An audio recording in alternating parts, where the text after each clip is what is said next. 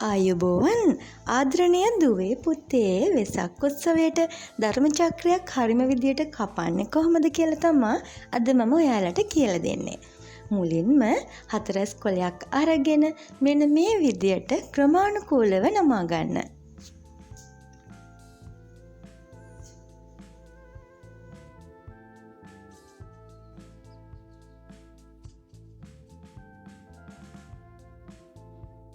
දැන් පුතේ මෙන්න මේ ත්‍රිකෝණාකාර කොටස මෙන්න මේ විදියට නමා ගන්න.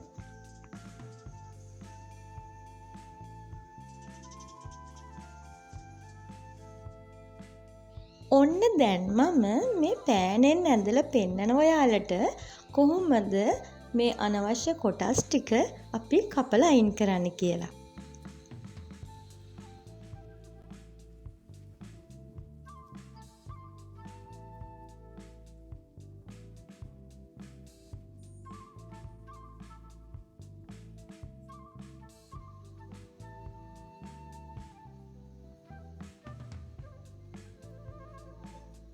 වැඩිය රවුම් කරන්නේ නැතුව තමයි මම මේ ඇන්දේ.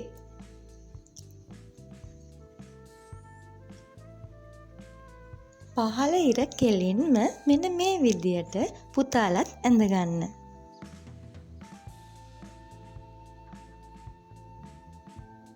ඔන්න දැන් මම ධර්ම චක්‍රය ඇඳලා ඉවරයි. පුතාලා දැන් මාත් එක්කම කපාගෙන යමු.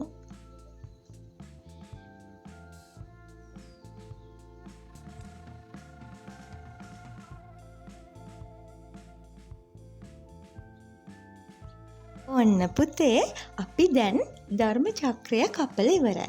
දැන් අපි දිගහැරලා බලමුකෝ. හරිම විදියට කපාපු ලස්සන ධර්ම චක්‍රයක් පුතාලට බලා ගන්න පුළුවන්. ආදරණීය දුවේ පුතේ ඔයාලා හැම දිනාටම පින්බර වෙසක් මංගල්‍යයක් වේවා කියලා ප්‍රාර්ථනා කරනවා. බුදු සරණයි.